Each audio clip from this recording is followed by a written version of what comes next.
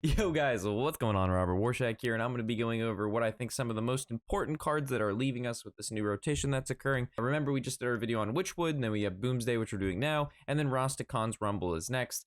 We've got Boomsday, some powerful cards in here, guys. Witchwood was kind of depressing when we went over it. There's not a lot, but this expansion did bring us a ton. First card we're going to look at is Luna's Pocket Galaxy. This is one of the key cards in Highlander Mage, and being able to reduce all the costs of the minions in your deck by 1 is huge because they play giant minions like Caligos and Alexstrasza and all that kind of good stuff. So Mage's taking a hit of the Luna's Pocket Galaxy. The Highlander Mage definitely is not going to be as bursty because, as we know, they play like Arcane Intellect and Book of Specters, and they just load up the board, and it feels like they almost cheat you out of wins just because they're able to play so many large minions in just one turn. Moving to the next card, we have Stargazer Luna, the other Luna. This again is used in tandem with the Pocket Galaxy because you play this and then all of your minions cost 1 mana, right? So you just keep playing the 1 mana minions off the top of your deck. You just keep drawing and you fill up your board with all of these thick minions. Then you just blow out your opponent in basically 1 turn. And this is one of those cards that kind of fuel that fire. We're losing out on both Lunas, and I'm sure the Mages, looking at all you Highlander Mage players, you're not gonna like this. You're not gonna like this rotation at all. Even though I do think Mage will be pretty interesting after we lose out on these 3 sets. Looking at warrior cards, we've got the Rover, the 1 mana 1/3 mech. Whenever this minion takes damage, you gain 2 armor. Really solid early warrior card. It's played in the Galakrond warrior. It's played in a lot of control warrior decks. Just a solid, and normally a 1 mana 1/3 does really well. Plus it has a good ability, plus it's a mech. So this is like one of Warrior's really solid early game cards that helps it deal with, the more aggressive style things. Moving to the Dino Mattock, this was one of my favorite control warrior cards, and it was a really fun mech to play because it was just a super strong ability into a decently sized body, plus it's a mech. So if you have Dr. Boom out, it has Rush. Overall, it's going to be this is a pretty big hit to control warrior. Just looking at its turn 5 play, because we're also losing other cards that you can play on turn 5, which we'll get to soon here in a second. Looking over at the weapons, we've got Super Collider, which is a big, again, control warrior card. Control warrior used to play 2 of these bad boys for those of you who are around. Then it actually, control warrior fizzled out. Now, because Dr. Boom got rebuffed back down to 7 mana, we're seeing a lot of control warrior and Highlander warrior, and a lot of them are playing Super Collider now again, because it's just a super fantastic weapon, and the ability to basically kill 2 minions with 1 card with 3 durability is insane.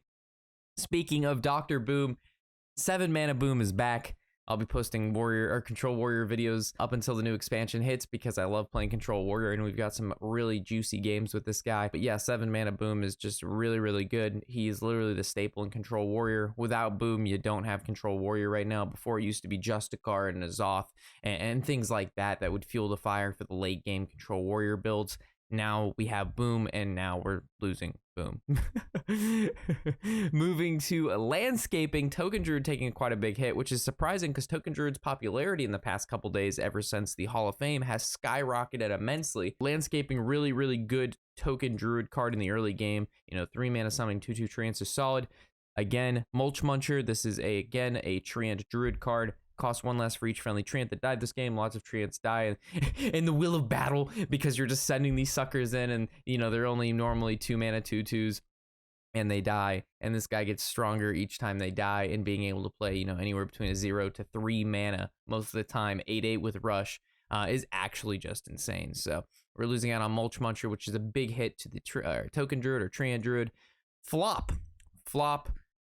Huge card in the Quest Druid right now. Its best combination with this guy is like Ysera, right? You play Ysera, and then you flop into Ysera, you get 14 portals in your deck, and that's like the dream, right? But this guy can also be used on the Surger. He also can be used on Lodi. I mean, this card, it used to be played in Malygos Druid. So overall, this guy has had a lot of versatility in Druid. He's been played a lot. You can play him in almost any kind of situation, whether you need a minion to rush, a minion to heal, a minion to combo. So Flop is a really good Druid card, and this is some pretty significant hits to Druid. And like I mentioned, Boomsday Project had some really powerful cards, guys. That's why I'm going over so many. Like, this expansion was big. Like, there's a lot of really good stuff in here.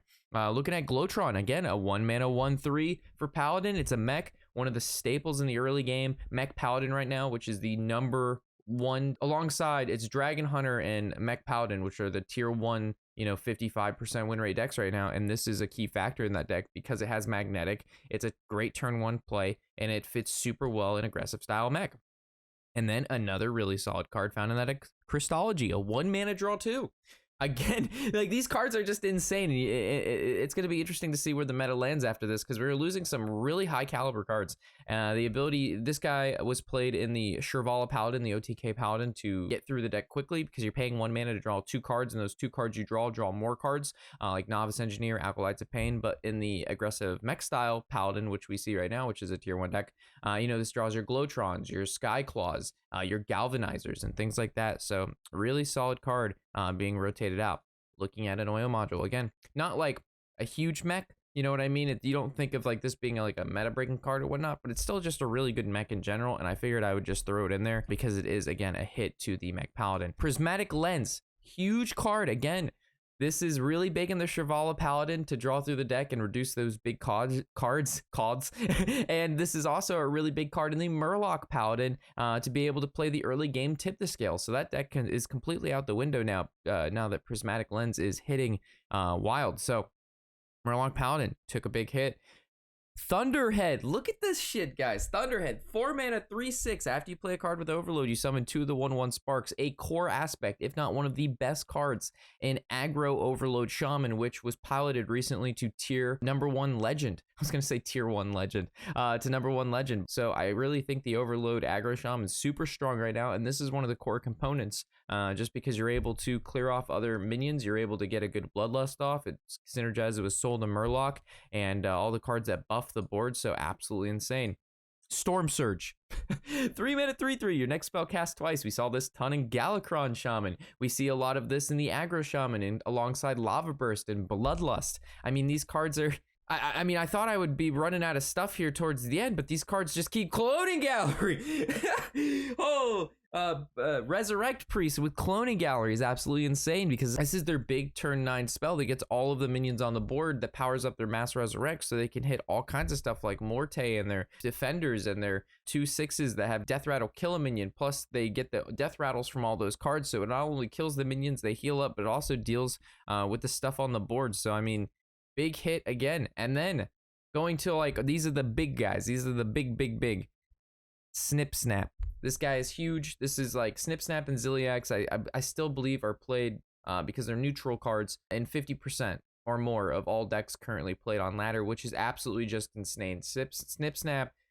I mean, he's a really good card, and I'm happy to see him go just because of how much he's played. Like, I don't like neutral cards being played in that high of a percentage of deck, because he ends up being an auto include, and I don't like having the sense of just having to include these cards in your deck if you want to, you know, play a competitive deck. It's not healthy for the new players. It's not healthy for the casual players. It's not healthy for the budget players to be like, oh, I gotta have Snip Snap and Ziliax in my deck, or my deck is just sub-adequate or subpar to all of these people that have it, because there's really no replacement. I mean, the card is absolutely just insane. And again, looking at Ziliax, we've seen him for a long time now. Really solid card, and yeah, I'm excited to see the meta without this guy.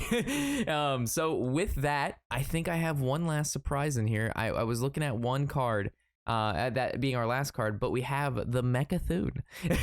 This was one of the key factors in a lot of OTK decks, guys. For those of you, he's not as popular anymore, but at one time, Mecha'thun Priest was a huge deck, played a lot. Mecha'thun Warlock was actually not a meme. Mecha'thun Warrior was not a meme. Mecha'thun Druid, I went like a 22-0 with the deck from rank 5 to rank 1 with the deck when that was popular. So the Mecha'thun, as it's not popular now, it was actually a big part of this set when earlier before, you know, for those of you who remember that. So with that, if I happen to miss out on anything, let me know in the comment section below. I had a lot of cards to scour through and try to pick out what I think were the most important and made like the most decks and like kind of define the meta, as we've now seen these cards for a long time now, and we're wrapping up and we're going to see a fresh new meta soon. So with that, would love to hear what you have to say. Like I said, if you enjoyed the video, put a like. It really helps it out on the YouTube algorithm, and I will be pumping out the Rostacon's Rumble one after this. So with that, thank you guys for watching. I'm Robert Warshak, of course, and happy whatever the hell day it is.